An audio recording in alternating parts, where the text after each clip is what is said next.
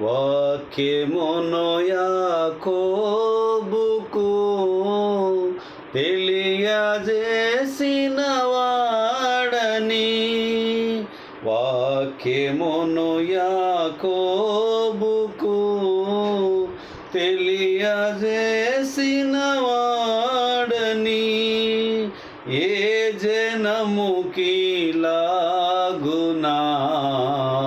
చేసియుండాలేదని,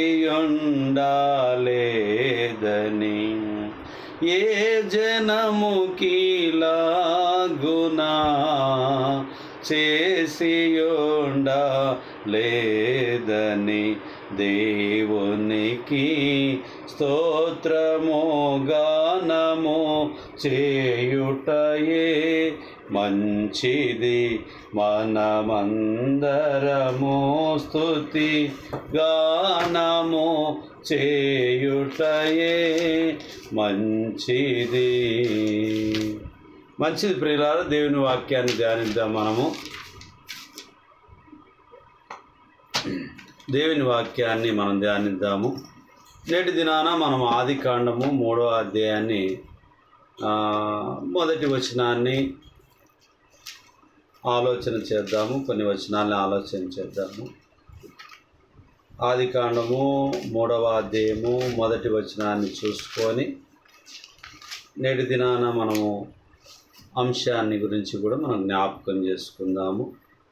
దేవుడైన యెహోవా చేసిన సమస్త భూజంతువులలో సర్పము యుక్తిగలదై ఉండెను. అది ఆ స్త్రీతో, ఇది నిజమా? ఈ తోట చెట్లలో దేని ఫలంనైనను మీరు తినకూడదని దేవుడు చెప్పానా అని అడిగాను. అందుకు స్త్రీ, ఈ తోట చెట్ల ఫలములను మేము తినవచ్చును.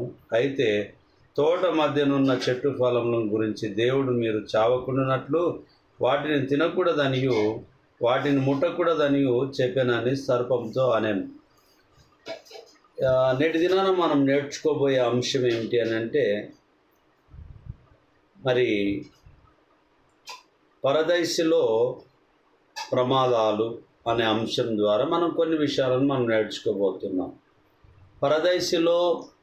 పరదైసులో ప్రమాదాలు అనేటటువంటి విషయాన్ని ఎందుకొరకు మనం జ్ఞాపకం చేసుకోవాలి అని అంటే, ఈ లోకంలో ఉన్న వాటి కొరకు మానవులమైనటువంటి ప్రతి ఒక్కరము పాపంలో పడిపోతూ ఉన్నాము.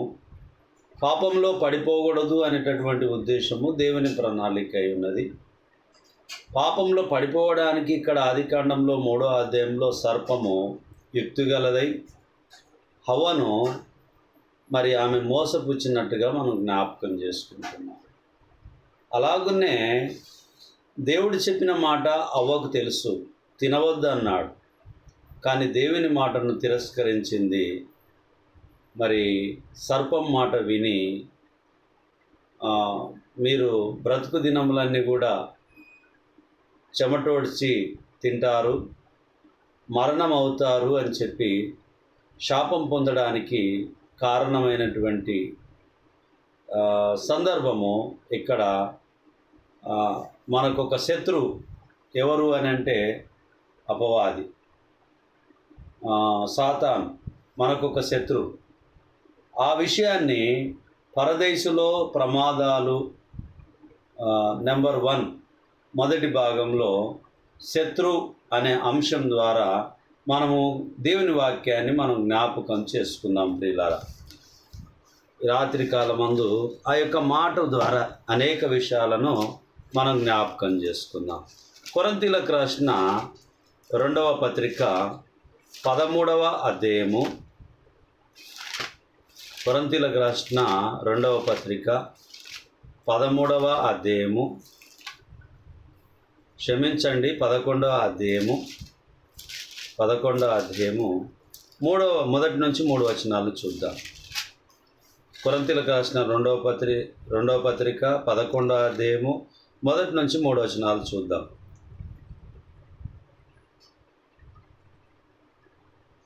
కొంచెం అవివేకముగా నేను మాట్లాడినను మీరు సహింపవలెనని కోరుచున్నాను. నన్ను గురించి మీరు ఇలాగైనను సహించుడి. దేవాసక్తి మీ ఎడల ఆసక్తి కలిగి ఉన్నాను. ఎందుకనగా పవిత్రురాలైన కన్యకగాను ఒక్కడే పురుషునికి అనగా క్రీస్తుకు సమర్పింపవలెనని మిమ్మును ప్రదానము చేసి తిని గాని సర్పము తన కుయుక్తి చేత హవ్వను మోసపరిచినట్లు మీ మనసులను చెరపబడి క్రీస్తు ఎడలనున్న సరళత్వము నుండి పవిత్రత నుండి ఎట్లయినను తొలగిపోవునేమో అని భయపడుచున్నాను. అపొస్తలుడైనటువంటి పౌలు గారు జ్ఞాపకం చేస్తూ ఉన్నారు. ఆదికాండంలో ఉన్నటువంటి విషయాన్ని కొరింథీయులకు రాసిన 2వ పత్రికలో జ్ఞాపకం చేస్తూ ఉంది వాక్యము. 11వ అధ్యాయము 1 నుంచి 3 వచనాలను మనం చూసినప్పుడు, సర్పము తన యుక్తి చేత హవ్వను మోసపరిచినట్లు ఒకవేళ మీ మనసులు కూడా అలా మోసపుచ్చుతారేమో అని చెప్పి జాగ్రత్త కొరకు మరి క్రీస్తు ఎడలనున్న సరళత్వం నుండి పవిత్రత నుండి ఎట్లయినను తొలగిపోవునేమో అని భయపడుచున్నాను. అంటే హవ్వ ఏ విధంగా అయితే తొలగిపోయిందో, పాపంలో పడిపోయిందో, మరి మీరు కూడా అలాగ ఒకవేళ కొరింథీ సంఘంతో మాట్లాడుతూ మీరు కూడా ఒకవేళ అలా తప్పిపోతారేమో అని చెప్పి పౌలు గారు జ్ఞాపకం చేస్తూ ఉన్నారు. మరి ప్రకటన గ్రంథము 12వ అధ్యాయము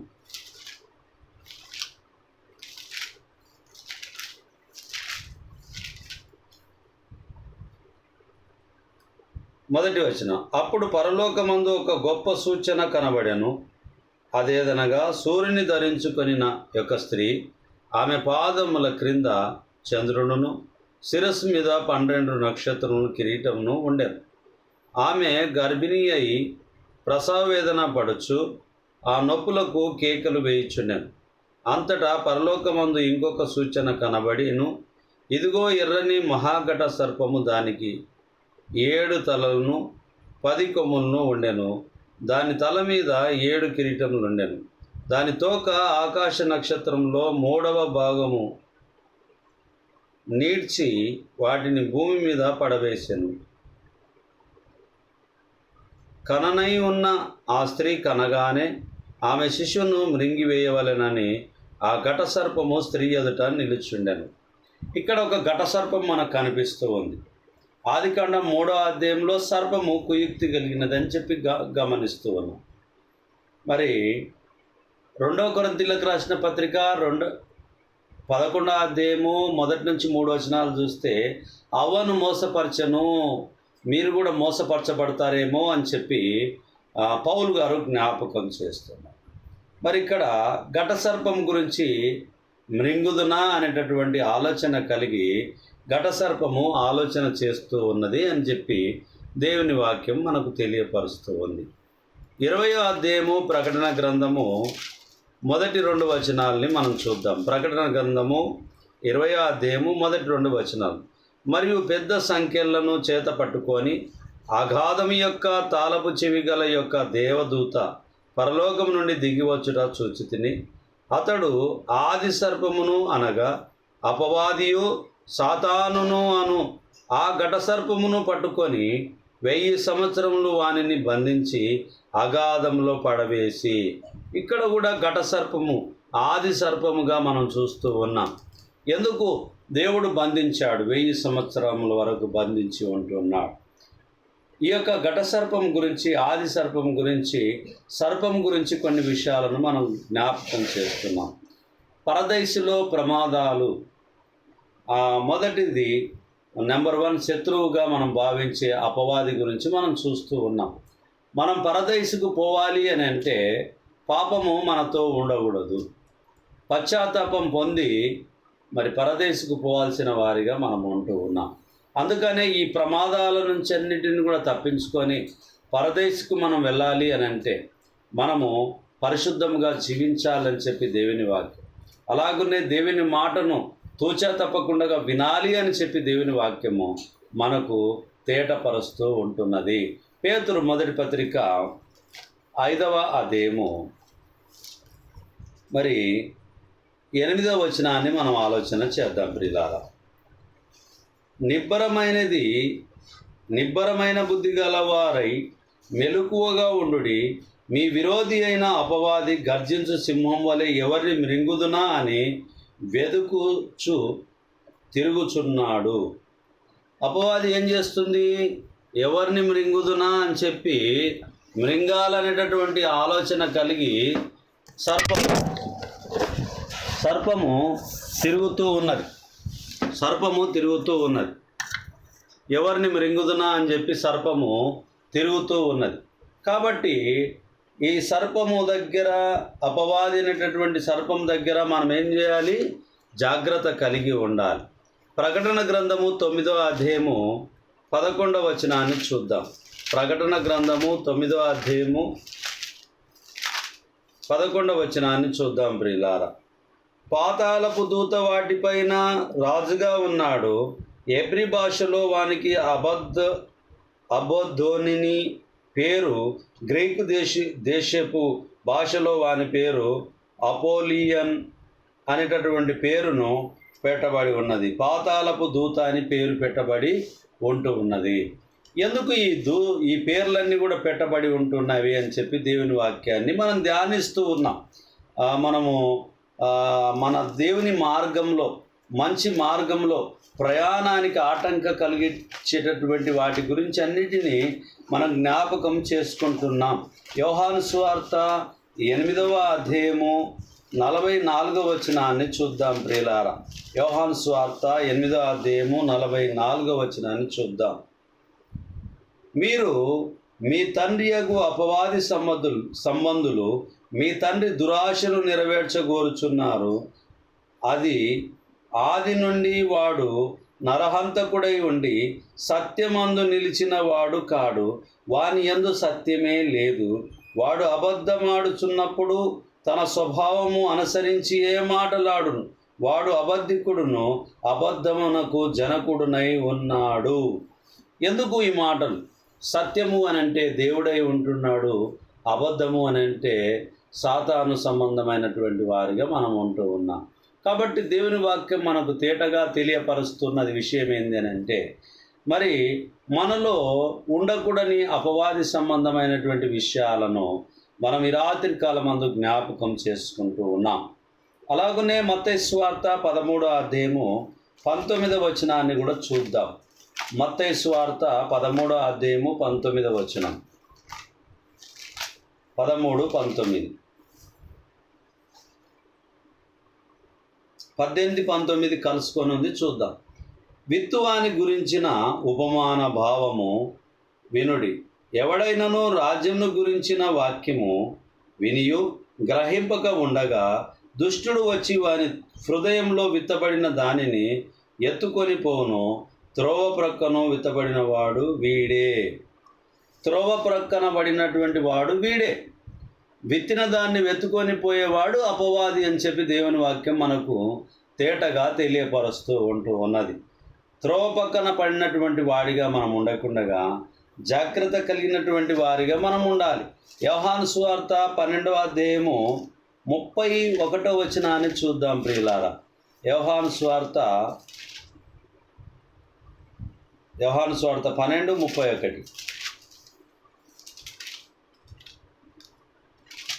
12:31. అప్పుడు ఈ లోకమునకు తీర్పు జరుగుతున్నది. ఇప్పుడు ఈ లోకాధికారి బయటకు త్రోసివేయబడును. ఇప్పుడు ఈ లోకమునకు తీర్పు జరుగుతున్నది. ఇప్పుడు ఈ లోకాధికారి బయటకు త్రోసివేయబడును. లోకాధికారి త్రోసివేయబడును అని అంటే లోకానుసారంగా జీవించినటువంటి జీవితం గురించి మనకు అర్థమవుతున్నది ప్రియులారా. 32. నేను భూమి మీద నుండి భూమి మీద నుండి పైకెత్తబడిన ఎడల అందరినీ నా యొద్దకు ఆకర్షింపబడుదని అనుకొని చెప్పాను. తాను ఏ విధంగా మరణం పొందవలసి ఉండెనో సూచించుచు ఆయన ఈ మాట చెప్పాను, జనసమూహము క్రీస్తు ఎల్లప్పుడూ ఉండునని ధర్మశాస్త్రము చెప్పుట వింటిమి. మనుష్య కుమారుడు పైకెత్తబడవలెనని నీవు చెప్పుచున్న సంగతి ఏమిటి? మనుష్య కుమారుడగు ఈయన ఎవరిని ఆయనను అడిగిరి, ఎవరని ఆయనను అడిగిరి. అందుకు యేసు, ఇంకా కొంతకాలం వెలుగు మీ మధ్య ఉండును, చీకటి మిమ్మను కమ్ముకొనకుండునట్లు మీకు వెలుగు ఉండగానే నడువుడి. చీకట్లో నడుచువాడు తాను ఎక్కడికి పోచున్నాడో ఎరగడు. మీరు వెలుగు సంబంధులగునట్లు మీరు వెలుగుండగానే వెలుగునందు విశ్వాసం ఉంచుడని వారితో చెప్పాను. ఇక్కడ చీకటిని మనం గ్రహించాలి. చీకటిలో మనం ఉండడము అని అంటే అపవాది సంబంధికులుగా మనం ఉండడం. మరి అపవాది సంబంధికులుగా మనం ఉండకూడదు అని అంటే వెలుగు సంబంధులుగా మనం ఉండాలి. వెలుగు సంబంధులుగా ఉండాలని అంటే క్రీస్తు బోధను, పరిశుద్ధ గ్రంథంలో ఉన్నటువంటి బోధల్ని అన్నిటినీ మనము తెలుసుకొని, చదువుకొని, నేర్చుకొని ముందుకు కొనసాగేటటువంటి వారిగా మనం ఉండాలి. ఒకవేళ అలా మనం ఉండకూడదు అని అనుకుంటే మనము చీకటి సంబంధికులము, అబద్ధికులము అని చెప్పి దేవుని వాక్యం మనకు తేటగా గుర్తు చేస్తూ ఉన్నది. మరి తెస్సలోనికైలకు రాసిన మొదటి పత్రిక 3వ అధ్యాయాన్ని మనం చూద్దాం. మొదటి తెస్స 3వ అధ్యాయము మొదటి నుంచి 3 వచనాలు చూద్దాం. మొదటి తెస్స 3వ అధ్యాయం మొదటి నుంచి. కాబట్టి ఇక సహింపజాలక ఎథెన్సులో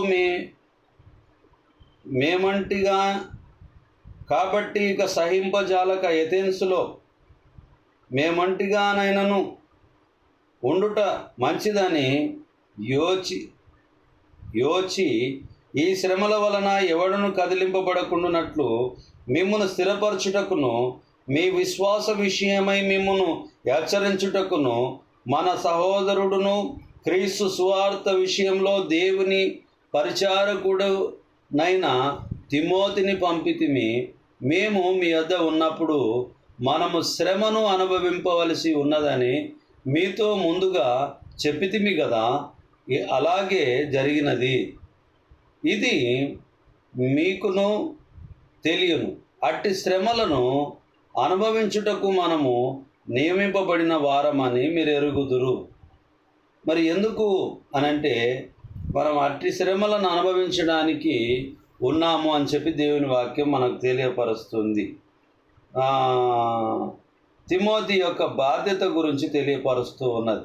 మరి మనకు కూడా దేవుడు ఈ లోకంలో ఒక బాధ్యతలు ఇచ్చి ఉంటున్నాడు. ఏమిటి ఆ బాధ్యతలు అని అంటే దేవుని చిత్తము మనం గ్రహించాలి, దేవుని వాక్యము మనం పాటించాలి, దేవునిలో మనం ఒదిగి ఉండాలి, దేవుని చిత్తంలో మనం ఎదిగి ఉండాలి. ఎందుకు అని అంటే మన సొంత నిర్ణయాలు, సొంత ఆలోచనలు తీసుకోవడానికి ఏమాత్రం మనకు అవకాశము ఇవ్వబడలేదు దేవుని వాక్యం ప్రియులారా.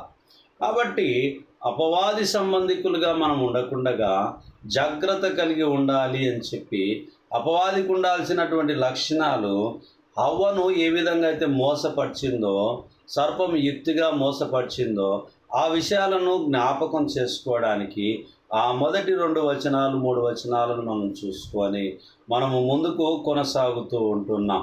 ఈ వాక్య భాగాలన్నీ కూడా కంటిన్యూగా ఒక 6 భాగాలు మనకు రాబోతూ ఉన్నాయి. పరదేశిలో ప్రమాదాలు అనేటటువంటి అంశం ద్వారా ఒక్కొక్కటి మనకున్నటువంటి ఆదికాండం మొదలుకొని ప్రకటన గ్రంథం వరకు ఉన్నటువంటి దేవుని హెచ్చరిక మాటల్ని మనము అపవాది సంబంధికులుగా మనం ఉండకూడదు అనేటటువంటి ఉద్దేశంతో దేవుని వాక్యాన్ని మనం ధ్యానిస్తూ ఉన్నాం. వాటి పేర్లు అవన్నీ కూడా మనం జ్ఞాపకం చేసుకుంటున్నాం. యోహాను మొదటి పత్రిక 3వ అధ్యాయము 12వ వచనాన్ని చూద్దాం. యోహాను మొదటి పత్రిక 3వ అధ్యాయం 12వ వచనాన్ని చూద్దాం ప్రియులారా. మనము కయ్యూను వంటి వారమై ఉండరాదు. వాడు దుష్టుని సంబంధి అయి తన సహోదరుని చంపెను. వాడతనిని ఎందుకు చంపెను? తన క్రియలు చెడ్డవనియు తన సహోదరుని క్రియలు నీతి గలవినై ఉండెను గనకనే కదా మనము కయ్యూని స్వభావం కలిగినటువంటి వారిగా మనం ఉండవద్దని దేవుని వాక్యం మనకు తెలియపరుస్తూ ఉన్నది. కయ్యూను స్వభావం ఏంటంటే తాను చెప్పిన మాటను సరి అయినటువంటి పద్ధతులు నెరవేర్చకపోగా తన తమ్ముని చంపి నేనేమైనా కావలి వాడినా అని చెప్పి దేవునికి ఎదురాడినటువంటి వాడిగా ఉంటూ ఉన్నా.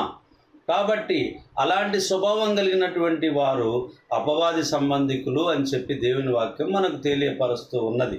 కొరింథీయులకు రాసిన 2వ పత్రిక 4వ అధ్యాయము 4వ వచనాన్ని చూద్దాం ప్రియులారా. కొరింథీయులకు రాసిన 2వ పత్రిక 4వ అధ్యాయం 4వ వచనం.